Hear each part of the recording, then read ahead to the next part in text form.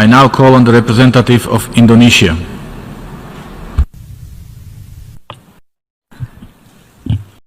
Mr. President, the delegation of Indonesia is compelled to exercise our right of reply to respond to the statements made by Vanuatu and Soloman Island, a quote by Tuvalu and Saint Vincent, and the Grenadines concerning Papua and West Papua.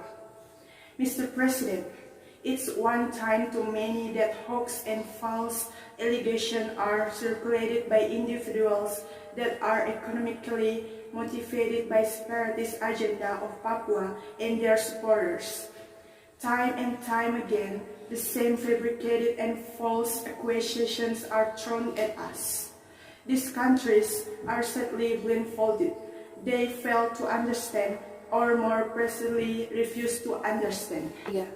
The provinces of Papua and West Papua have undergone massive development and progress during the past 3 years.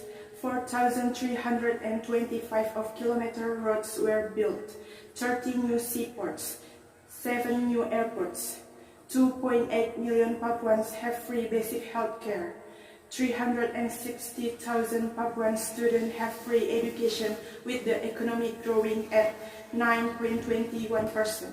All make Papua and West Papua provinces the fastest growing region in Indonesia. Mr. President, Papua and West Papua provinces are an integral and sovereign part of Indonesia. They will always remain an integral part of Indonesia. These countries were foolishly deceived by individuals, I repeat, by individuals with separatist agenda to exploit the issue of human rights. If human rights are at the heart of the issue, why? Why were these concerns were not raised in the appropriate forum, namely the third cycle of the Universal Periodic Review of Indonesia at the United Nations Human Rights Council?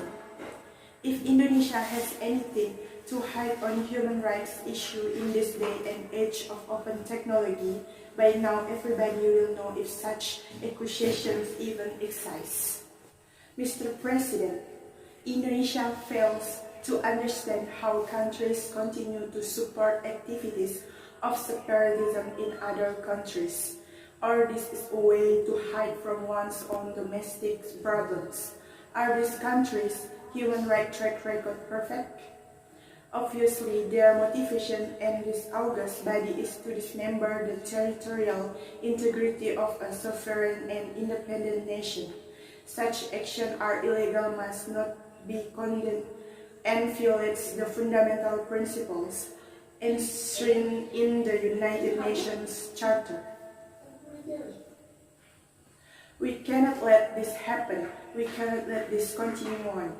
Indonesia categorically rejects all accusations made by these countries and the individuals with separatist agenda operating behind them. Mr. President, I would like to conclude by quoting an old proverb in Indonesia that says, menepuk air di dulang, terpercik muka sendiri. Or loosely translated, if you slap the water in a bucket, then be careful that the water will splash all over your own face. I thank you, Mr. President.